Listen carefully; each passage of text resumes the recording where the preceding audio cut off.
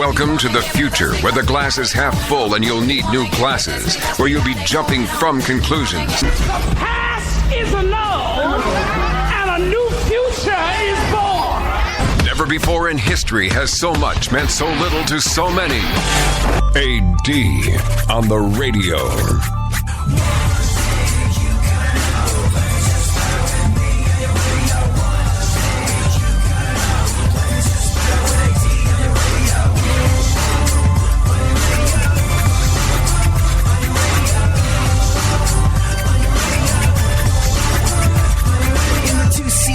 It's you and the senorita, woofer blowing up the tweeter, cause it's me up in the speaker. Back in the mama seat, top down like a player, and the sound up in your ears, it is the dopest rhyme say. Running game like a cheater, I'm ball. So things have gotten a little bit serious around here of late. Things have gotten a little tense. And look, these are the times we live in. Troubled times, really, when you think about it. We were talking about this the other day on the show. I don't know how you felt about race relations when you're a kid. If you were like me, you kind of didn't give it any thought because it wasn't an issue. I remember the very first time I met a racist person, and I think I was about 16, 17 years old. I'd never really come across someone who was openly racist before. I mean, I knew racism existed. I knew it was a thing. I knew it was out there. I knew it was bad. But in terms of, my nuclear family and the people that I hung out with and the kids I went to school with, I never ever heard anything disparaging said about another person based on their race or their color of their skin. Unless it was on TV or unless my parents were going like, that's horrible behavior. Never do anything like that. That person is bad. And I'm like, clearly, terrible, terrible thing to do or say. And then I'll never forget. I went to a party. I was living in England, but I went to a party in New York. I was going back to my old stomping grounds where I was from originally and visiting some friends. And I went to a party in Long Island. What a mistake that was. But I go to this party in Long Island, probably about 15, 16 years old. And in England, nobody really cares. Nobody really cares about the drinking age. In England, the drinking age is 18. I'm the same height now as I was when I was 13. I had a growth spurt early, and no one ever really questioned me on my age. No one ever really questioned me on my age and if it was okay to buy booze. I don't drink now, but I drank heavily from the ages of about 13 to 18. Once it became legal, I was no longer interested. But it was weird because, I used to be able to go into bars and get served in England. No one ever asked for ID. I remember once, I'll never forget, I was 15 years old in a bar in England drinking. And the waitress came up and was just like, hey, how old are you? And I was like, 17? Because I forgot the legal drinking age because I was drunk as a drunken teenager. And she was like, hey, the drinking age is 18, so you finish that one and then no more for you. Very different experience and attitude toward drinking in England. And you know what? I never really experienced the level of binge drinking that I saw in America over here. There was no sort of like, we got a keg, get a cup, fill it up, drink, glug, glug, clang, glug, glug, clang, glug, glug, clang. I vomited, give me more beer. I'd never really seen that. Everyone was a little bit more relaxed about it because people weren't so up in arms about it. But I'll never forget. I went to this party about 15, 16 years old in New York, in Long Island, and they're like, we got to get beer for the party. I was like, okay, go get beer for the party. They're like, well, yeah, here's the thing. We can't just walk into a store and get it. None of us has a fake ID. I was like, oh, they check that stuff here. Oh, that's okay. Then what do you guys do? And they're like, well, we got to go over to N-word town. I was like, whoa, what? And they're like, yeah, that's the only place that'll sell to us. I was like, suddenly I'm not as interested in partying with you guys anymore. I was shocked. It was ugly. I'd never seen anything like that. Never heard, seen, come across anything like that. I mean, I knew it existed. It was the stuff of movies and on TV and things of that nature. And you'd hear about sort of skinhead racism existing at soccer matches in England and stuff like that. But I never had face-to-face encountered anything like that. Maybe I led a sheltered existence, but I'm honestly believing, as I look back on it, that things are tougher. Things are more difficult now. Things are more divided. Hey, there's great money in division. Great money in division. Divide and conquer. There's people on the right and the left, on the white, on the black side, every single color, creed, nationality, ethnicity has within it someone who is a proponent of division. Why? Because you can make money off of division. How? We'll explain it when we get back. Thank you so much for hanging out.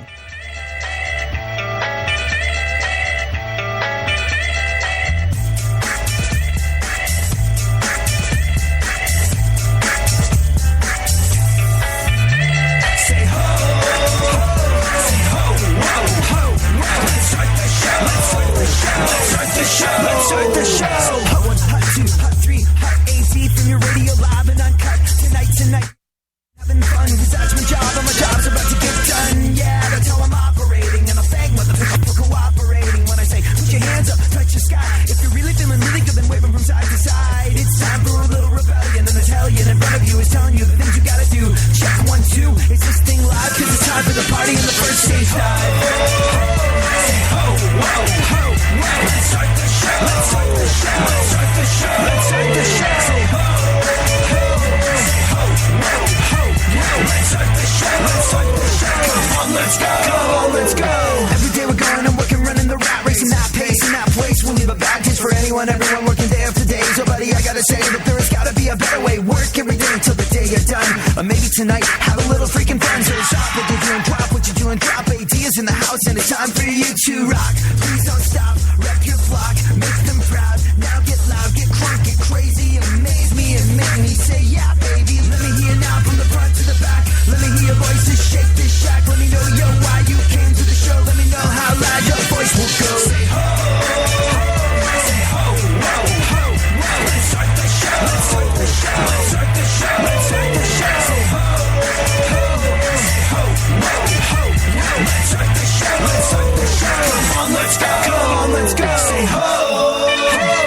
say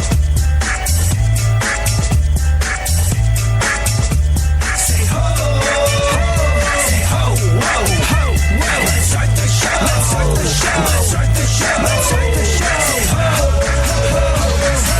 whoa, ho, whoa. Let's start the show. Let's start the show. Come on, let's go. Come on, let's go. Say ho, say ho, whoa, ho, whoa. Let's start the show. Let's start the show. Let's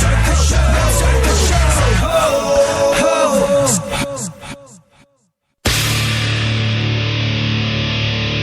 Let's start the show. Where the left and right come together for fundamental truths. AD on the radio, on Twitter at ADSXE.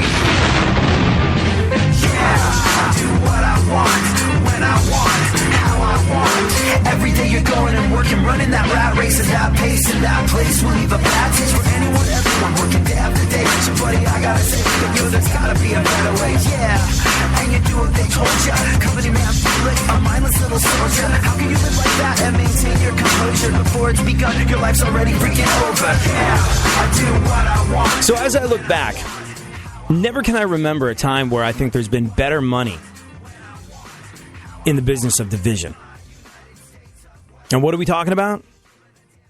Well, if you're just joining us, I was talking about the fact that I never encountered racism face-to-face until I was about 16 years old. I knew it existed, I knew it was out there, but I never actually heard someone say anything that was even racially insensitive, I suppose. But I never heard anybody say anything directly racist until I was 16 years old, going to a party in New York, growing up in England, but going to a party in my old stomping grounds in New York and Long Island, and there was all this sort of brouhaha about where to get beer from because we're underage, and but, don't drink, kids. You really shouldn't. I don't. It'll lead you on a path of headaches and feeling miserable about yourself, generally speaking. It's not a good look, and it can be much, much worse. But nevertheless, I digress. I'd never encountered racism until someone said, oh, to get beer, we got to go over to N-word town. I was like, whoa, not as keen on partying with you guys anymore. And maybe it was like the reckless and principled abandon of youth, but The moment I heard that word come out of one of these guys' mouths, who I didn't even know, he was just part of this group I was hanging out, I was like, you know what? I'm hopping a train and I'm going back to New York City. Thanks, but I'll pass on this. You don't seem like the type of people who I want to hang out with, even if you do magically manage to snag some beer from N-word town. Jerks. So I bailed. And I was shocked because that was the first time I'd ever come across racism. I went like 16 years without meeting it face to face, which is strange. Maybe people call it naive. Maybe I grew up in a little bit of a bubble. But I think that these problems, which shouldn't be our problems, should have been freaking our great-grandparents' problems, Abraham Lincoln's problems, they're here. And they're worse than I ever remember them being growing up. Why? Because there's such good money in division. There's such good money in hatred and separation and fear-mongering. And it's not just racial. Anytime you find somebody dividing a group of people, trust me, follow the money. It's there. It's being made. Remember when gay marriage was going to be legalized in Illinois, I think it was, and there was that Bishop Poprocky. Bishop Poprocky, Catholic priest, who said he was going to exorcise the entire town. He was going to exorcise the entire state of Illinois the day gay marriage became legal. Because he thought, well, clearly this is demonic possession. He didn't think it was demonic possession. He just knew. He just knew that as we move closer toward equality, you got to work harder. You got to instill more fear. You've got to make people look across the street at someone that they don't know or understand or relate to and make them afraid of them. You know, these people are scary. White people are scary and out to do you wrong. Black people are scary and out to do you wrong. I can deal with them. I'll be your ambassador. But it's going to take a contribution. To exorcise the entire state of Illinois and get rid of the demon that has caused this travesty, this hell on earth that is legalized gay marriage. Well, I'm going to pass a collection plate and, I have a PayPal account too. Amen. And same with folks that deal in the divide in race relations.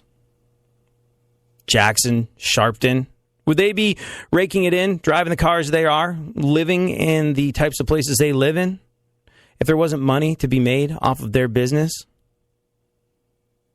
There's a long list of shakedowns that happens in their game. And we've gotten into it in the past on the show, and maybe we'll get into it more in the future. But trust me on this one. Anytime somebody tells you to be afraid of somebody else, I mean, unless it's ISIS and they're trying to blow you up and end your life because they're religious fanatics that believe that they're going to get into heaven by killing you. That's a whole different kettle of wax. Ball of wax, kettle of fish. Did I just mix metaphors? I think I did. But generally speaking, if somebody tells you to be afraid of somebody else, there's money to be made off of it. And I think that is a big part of the reason why we are more divided now than ever before. Well, maybe not ever before, but more divided than I remember seeing in my lifetime. There's more money to be made off of it. Digital technology gives you instant access to so many more people than going out into the streets and proselytizing and saying, hey, be afraid of this person, support the cause, passing around the hat. It's so much easier to make big dollars off of the division of people in this day and age. And I think that's part of the reason we are so divided. Never before have you seen a clearer example of this than in this election. Or again, at least not in my lifetime, in our lifetime. The politics involved in this round of presidential hopefuls, it's all based on division and slamming. And it's all meaningless. It is all meaningless. It's all 100% a means to an end. Chris Christie endorsing his sworn enemy, Donald Trump. Oh, he's just the best guy to beat Hillary. What about all that stuff you said when you said he was the Antichrist? When you said, ask him how he's going to do this, ask him how he's going to do that. He's lies on top of lies, wrapped in more lies, and he's going to send us all straight to hell. Except for now that I don't have a snowball's chance in that hell, I'm going to be endorsing him. Follow your own heart. It'll set you straight. I guess that I should stop saying that story is true. And even though the names are changing, if you think that it is, the song is probably about you. Don't get the blues, get all the news. We mean all of you guys out there in Radio Land. All aboard! He's back. AD on the radio. Give it up, yeah. Give it up, yeah. Bring us on, bring us on. Come on, come on. That's the way you do what we do. That's the way you do what we do. That's the way you do what we do. You do what we do. You do what we do. That's the way you do what we do. That's the way you do what we do. That's the way you do what we do. You do what we do. You do what we do. Well, it's a new one. Here I come again, coming again, taking it back to the place where I'm picking up the pen. And before I started, it's already a killer. When you know that you're good, I gotta say that it's a thriller. Hey, I do it my way, bitch. So if you think the politics of division, and if you think the politics of division and the big dollars that are to be made off of it have escaped, if you think that's something that only exists in the world of politics and preachers and pastors and political leaders and things of that nature, if you think that's escaped the notice of kids growing up, if you think that hasn't infected the way of thinking of our youth, the behavior that's happening in this country at the moment, think again. Another fake hate crime. 3 black women at the University of Albany claimed they were attacked in a hate crime on a city bus. Surveillance video shows not only did they lie, but they were the ones who targeted a white woman. Police say 3 black students who claimed they were victims of a hate crime made up the story. They were also charged with assaulting a fellow bus passenger. Do you remember this story? They grabbed national attention. They claimed to have been attacked on a bus 1 a.m., January 30th, by a large group that included white men while others stood by and did nothing. They claimed to have been the target of racial slurs and to have been assaulted while on the bus floor. Ugly, ugly stuff. But, take heart in the fact that it didn't actually happen. Turns out the women were the actual aggressors. Police Chief Frank Wiley said about the women who claimed that they were victims of the hate crime, "We allege that they're the perpetrators. I especially want to point out that what happened on the bus was not hate crime." The women were charged with misdemeanor assault. 2 of the women were also charged with misdemeanor falsely reporting an incident in connection with 911 calls that they made to cops immediately after the confrontation. The allegations of the 3 women, including claims that bystanders ignored their cries for help as they were on the floor of the bus, having racial slurs shouted at them, sparked a huge on-campus rally. It was part of a narrative of a broader culture, a failure to stick up for women that aren't white. Which, and this is the thing, this is the freaking thing that drives me absolutely nuts, out of my mind, crazy. A cultural failure to stick up for, as they say, women of color. This exists. This is a thing. This is a problem. I'm a white male in America. A white Anglo-Saxon male. Doesn't get any easier than that. I won the genetic lottery. And far be it from me to be arrogant enough to say that I understand what it's like to be a woman, specifically a woman who isn't white in America in this day and age. Far be it from me to say, I relate to your problem. I relate to the things you go through, because I don't. Very, very fortunate.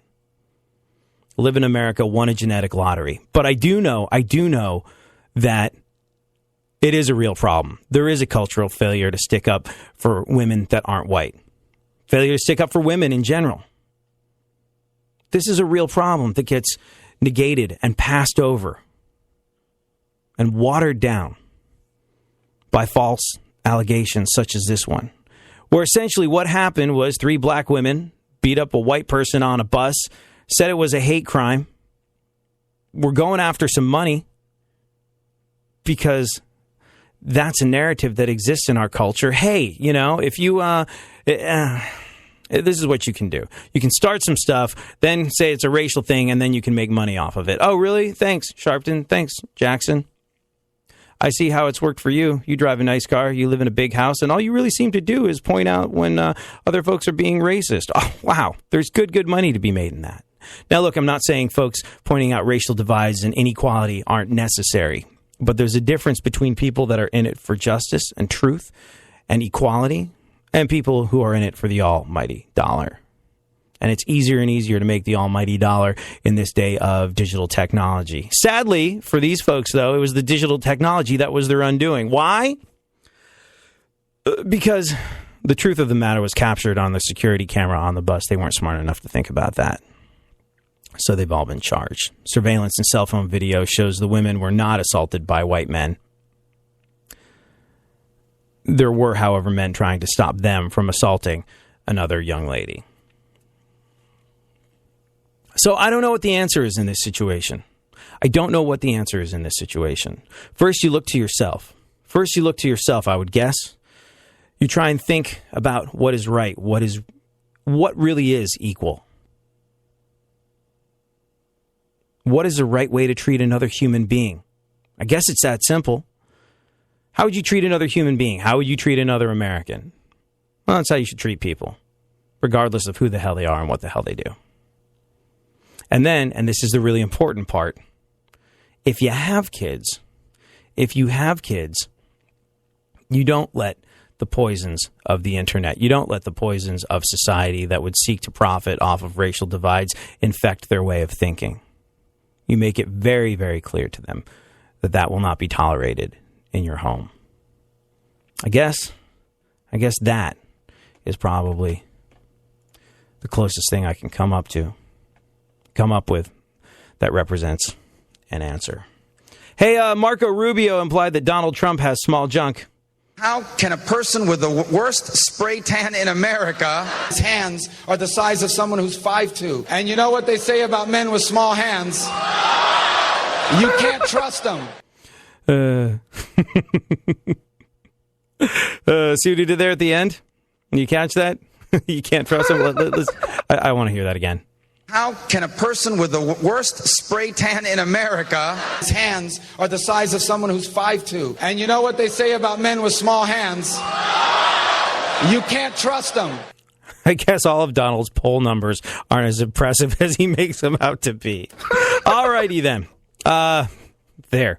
Serious topic followed by a touch of levity to lighten the mood. And now let's get into the news in our segment, My Witness News, in no way, shape, or form fair. Certainly not balanced. Guest read tonight by, or today, or I don't know, wherever the hell you're listening, however the hell you're listening. It could be today, it could be tonight, could be freaking tomorrow for all we know. All we know is that we thank you for listening whenever it is that you are listening. Our news today, tonight, tomorrow is guest read by our former intern, Concept 714, host of the #1 hip-hop podcast on the internet, Wake the Flock Up.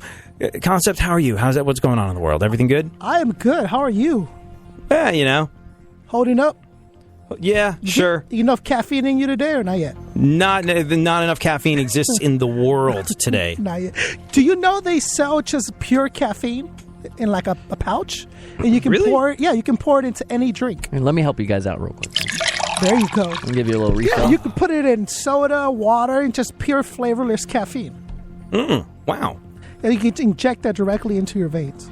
Right, sure. At what point, what struck my mind a little while ago? I'm in the convenience store at the gas station, getting myself a Sody Pop, and I see that there's this stuff on the shelf called Drank, I think it's called.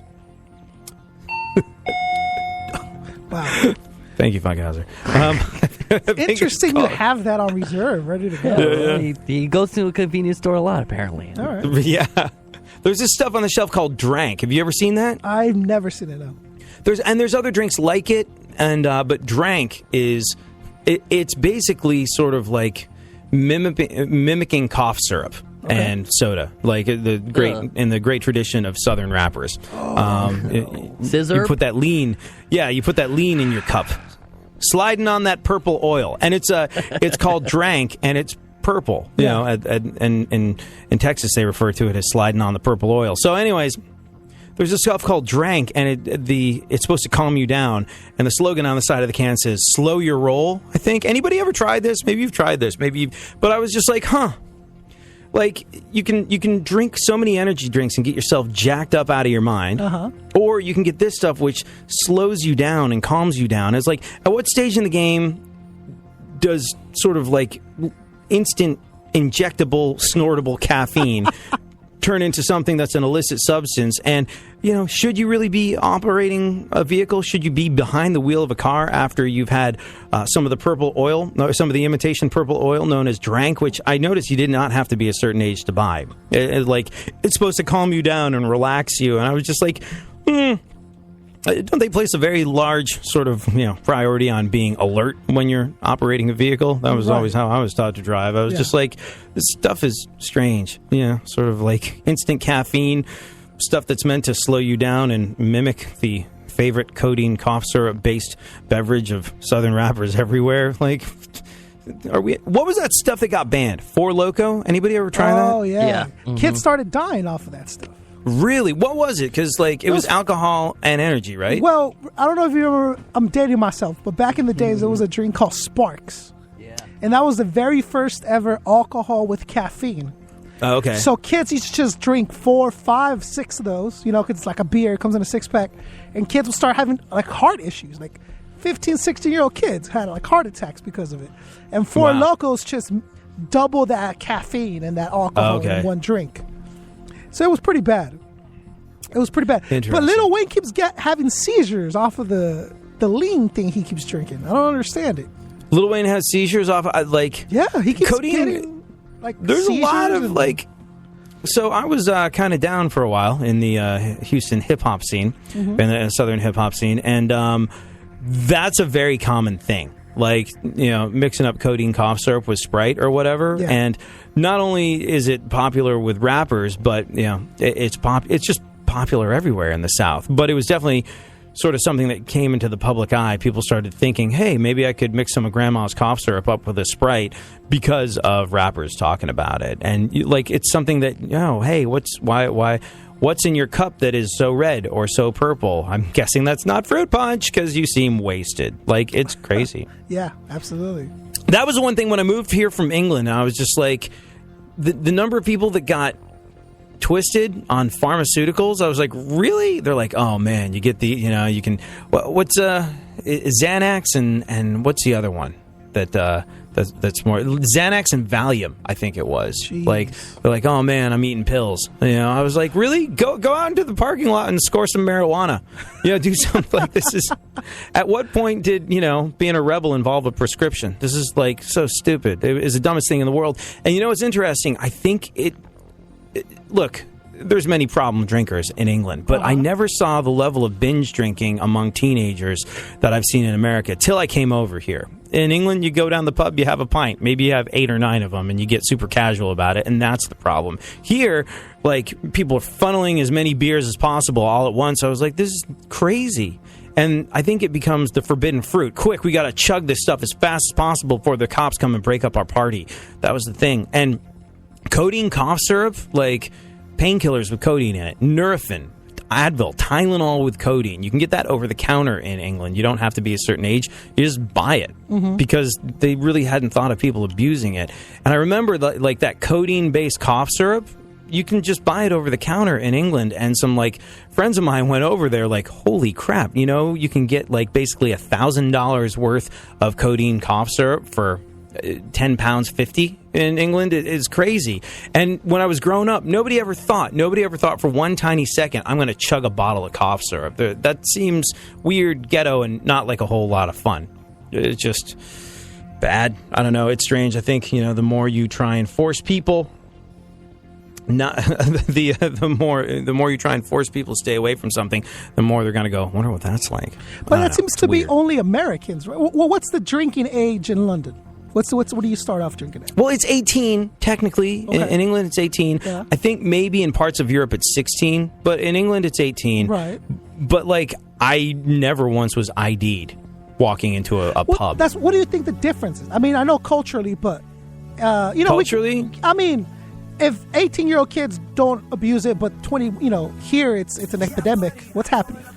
Oh, it's a weird thing. Well, this is actually a fun topic. We'll talk a little bit about what really is the difference between 16, 18, and 21 when we get back.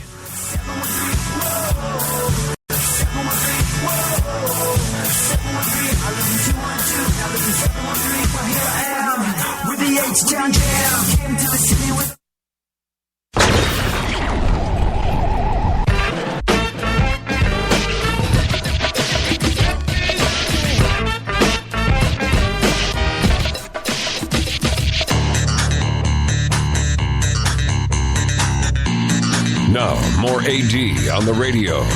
Back once again, the ill behavior, delivering and giving you a musical savior. Back once again, it's your boy AD again. Nobody rock a party better than me. Back once again, the ill behavior, delivering and giving you a musical savior. Back once again, it's your boy AD again. Nobody rock a party better than me. So what really is the difference between age 16, 18, and 21? All different legal drinking ages in different parts of, let's just call it the civilized world in Europe and England and America. Like, are you really not ready for something at age... Are you really not ready for something at age 18 that you are going to be at age 21? Is it that big of a freaking difference? Like, what age do you start drinking? Concept, Funkhauser? 23. Wow. Oh, really? You waited until you're 23 to have your first sip of alcohol? Mm-hmm. Why did you hold off on it so much? This is interesting. I don't know. I wasn't into it.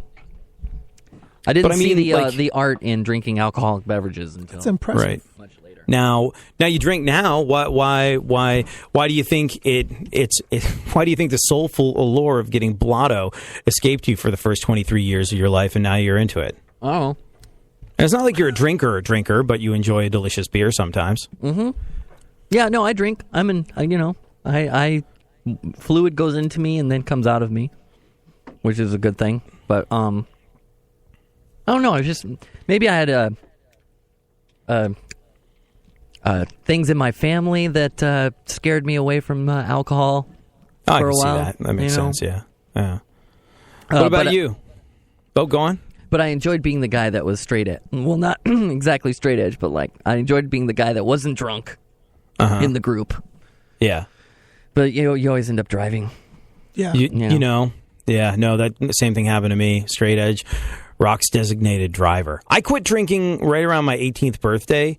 I had a big blowout on my 18th birthday, and I remember going to get booze for my party and really kind of loading up at the liquor store where I've been going for years to buy booze. And the guy behind the counter was like, "Hey, what's all this for?" And I was like, "It's my birthday." They're like, "Oh, cool." I was like, "Yep, 18 today." And they're like, "Oh, God." Because they've been selling booze to me for the last 3-4 years. And they're like, "Okay, let's never talk about it again." And as soon as... that was the thing. I'd been going in there buying booze, and they'd never ID'd me once. I think once someone had asked me, "How old are you?" I was like, "I'm 18." And I was like 15 or 16. They're like, "Okay."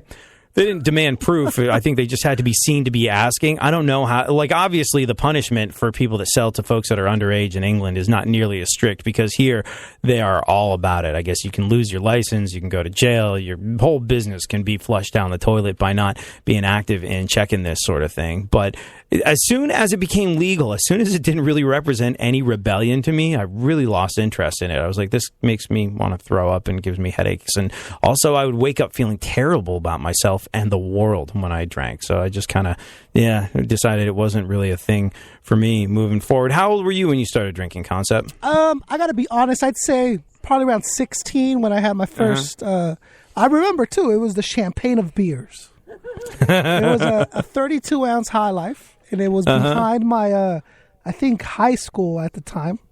And it was awesome, man. Wow. At that age, you could drink all you want, not get hungover the next day. Now I drink 2 Blue Moons, and I'm just, I'm like a grizzly bear. You turn into a blue moon? I'm just like,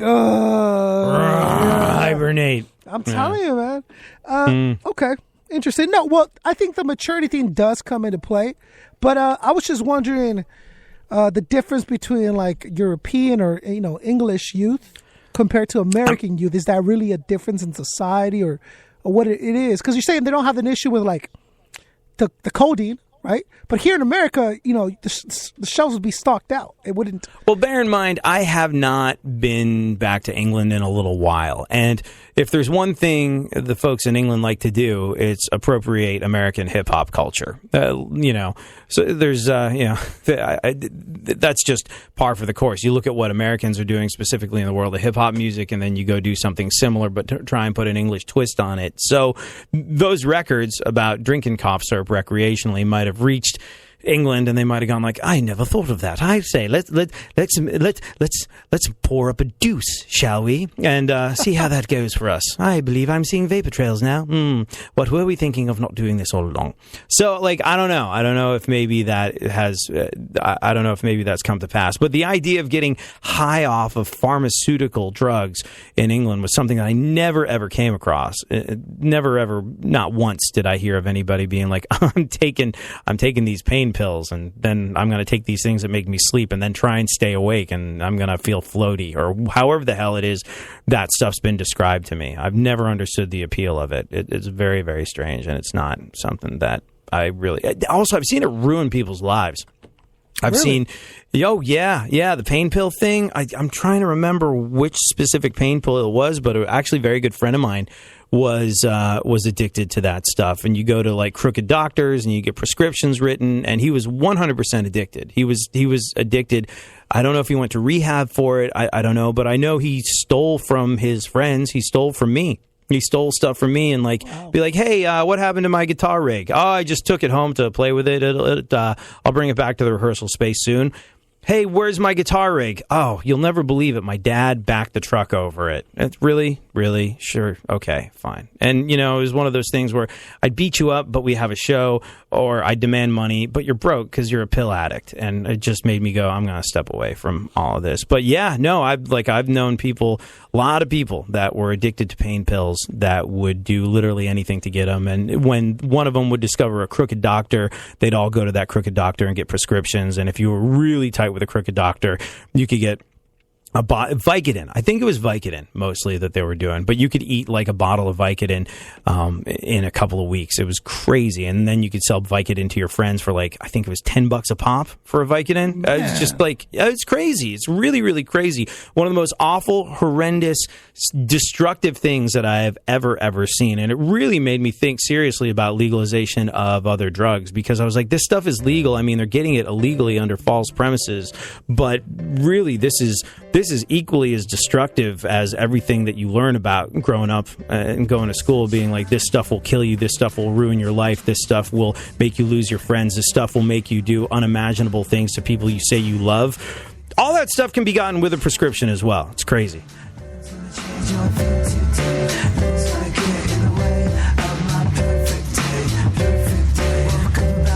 With puppies in my face, and Dad gotta join the human race. Time for a yawn and a stretch and a walk, you see.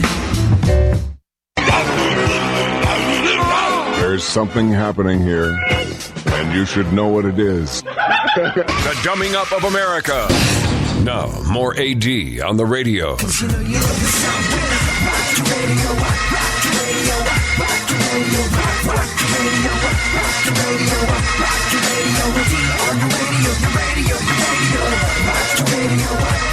You know, one thing that really perplexes me in terms of legal age is the age of consent. That one kind of blew my mind a little bit, because in England where I grew up, it was 16. It was 16. But, oh gosh, I'll never forget this. It was really interesting. I was a kid watching this stuff on TV, and I think it was the drummer from a band called Pulp or Suede. Was it Pulp? It was the drummer from either Pulp or Suede. You guys ever heard of those bands? I've heard of Pulp. Mm-hmm. Yeah. It was either Pulp or Suede. It was a drummer for one of those bands, and he was gay. He was openly gay, and he was testifying at some sort of...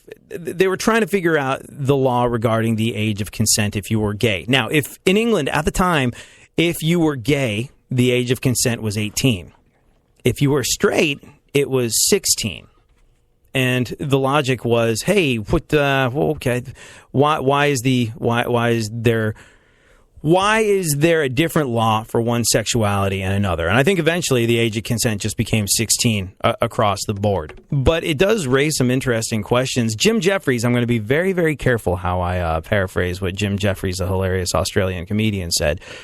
I think the age of consent in Australia is 18. I think the drinking age in England, in Australia, is 18 as well. And he came to America and made a career. And he actually did some work with some adult entertainers. He was part of some sort of like video that like, we need a comedian to open up this adult film. You know, like tell a couple of jokes and introduce the performers and that'll be your thing. And he was talking about the experience of working in this film. And he was just like, the chick in the film was 18 years old. And he was like, after what she went through legally on that film, it's crazy to me that she wasn't allowed to have a drink afterwards. Like, if there's one person that needs a beer, it was that chick after what was done to her over and over again by a parade of guys. And, you know, it's an interesting one. How can you be old enough to make the decision about what you're going to do with your body in that way, but not what you're going to do with your body in terms of what you ingest? I'm not saying I have the answers, but I'm just saying it's a very interesting proposition for sure. You have kids, right? Yes, Concept? I have 2 little girls. 2 little girls. Mm-hmm. All right. So how old are they now? 9 and 15 months. So you're not going to have to think about this stuff for a little while. And by the way, 15 months old, that means you've had a kid since we met you. Yes, sir. And we didn't know about it. Congratulations on successfully reproducing. Yay! Concept on not firing blanks. Good job, dude. We talked about it on the show and stuff. We did? I don't think we did. I don't think we ever had the new baby conversation on the show. But okay. regardless, yes. Congratulations. Thank you, now, sir. With your kids, at what age do you think, I mean, you know, you're a protective father, I'm sure, but Absolutely. At what age are you going to be okay with them drinking? Okay, let me first say this. When I'm in charge, and this is something that I seriously am behind, I think we should move the age of consent to 21. Like you shouldn't be considered an adult in any way, shape, even voting or anything until you're 21. Yes, absolutely. Dude, at 18, you're a child still. You don't know anything about the world. You have 0 world experience. And at 21, at least, you're out of school, presumably, right? Maybe in college already. You're kind of more mature in your ways and have a little bit more life experience to be able to decide who the next president is, as in voting or even local elections. How are you going to be held responsible for making an adult decision when you're still a teen, 18? It doesn't. Yeah. To me, it doesn't make any sense. That's my opinion. I just think it's very hard to put a number on it. Like, I know plenty of people that shouldn't be allowed to vote. I think, like everyone has a right to vote. I don't think they should. I think you should have to take a test before you're allowed to vote. I think you should have to take a test before you're allowed to reproduce. I think you should have to take a test before you're allowed to drive. Oh, wait, you do. Therefore, these are other equally important things that can really affect the shape of your life. Take a test before you're allowed to do that. Take a test before you're allowed to have sex. Take a test before you're, I don't know. Maybe the age of consent isn't the thing. It's how soon can you pass the test. But if I ever have daughters, go ahead. Sorry. If I ever have daughters, my decision is they will be allowed to start dating when they get their black belt. That's it. You can go on a date as soon as you get your black belt. I'm going to start them off young. Sure. And you know what? Maybe they hit black belt by the time they're 15, 16. Go on all the dates you want. Yeah, that makes sense to me. No, I honestly, I've always thought that even as a kid, like, I can't believe I'm 18. I'm able to do these things. And one thing in the military that we really, that came up a lot was, we're allowed to die and fight for our country, but we can't go have a beer. Right. Like that to me, again, like the 18-year-old porn performer. Sure. Someone's shooting at you, actively trying to end your life.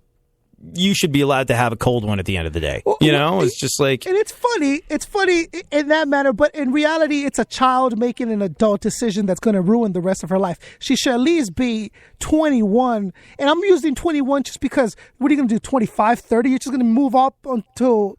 people are not mature at this point in life, but I think 21 is a good, even ground to say, you're out of your teens, you're in your 20s now, we should be able to trust you somewhat. But at 18, that's ridiculous. That's absurd. But I would not let them date until they were at least seniors in high school. And what about drinking? I'd stick with the legal age. I would be the parent until the legal age. You have to be, right? You can't be like, hey, I hate that. Those parents that go, oh, I'd rather have them do it here than do it up. No. You're a parent and you're supposed to not let them do it ever. You're supposed to be on record to say, no, I made the attempt, blah, blah, blah, blah. And if you chose to do it, then you chose to do that. But well, if you're culturally, if you're culturally more sort of like European, like the French, I think, and there's there's actually different laws to be enforced in different parts of the world and different parts of the country where like you can drink at home under adult supervision if you're 16 in some countries, in some places in the civilized world. And, say you just moved over here from France. Well, then you should adhere to American laws, Froggy. But no, like, here's the thing, like, you should really, really, it's a weird judgment call to make, and the law might change next year. But I agree with enforcing the letter of the law in your home, because without, respect for the law, where are we? Nowhere. All right, let's try and get to some news. I want to do some news before we bounce. I want to hear Concept read the news in his dulcet tones. Well, I watched this. I watched this. This was the Full House reboot, Fuller House, premiere on Netflix. Yeah. Yes. Did you see it, Funk? Yes. You did? Oh, no wow. Spoilers. I'm on episode 7. Thank you. So, honestly, like, I was talking to friends of mine. I was like, what'd you do this weekend? And I've come to the conclusion that I know what you did this past weekend just gone by. If you're a guy between the ages of 25 and 45, and by the way, if you're at the upper end of that 25 to 45-year-old age range, a little creepy, my friend, but you were watching Fuller House. Yes, I was. You were watching Fuller House. If you're like every dude I know between the ages of 25 and 45, you had 2 very big reasons for watching Fuller House. And that would be 3 if you count Gibbler. No. You had 2 very big reasons for watching Fuller House, and that would be Jodie Sweetin. Or to be a little bit more specific, Jodie's Sweetins. Whoa, man. Whoa. Let's say, AD, though, did you notice how good she looks, though? Like, no, I mean, like, yes, I know, but how ridiculously good she looks. Fuller House? Yes. More like Fuller Blouse. Am I right? At the risk of sounding really not cool. Oh, Kyle, you're going to ruin it for us now, Funk. Don't you think they're a little too big? If that's possible. No such thing. How dare you?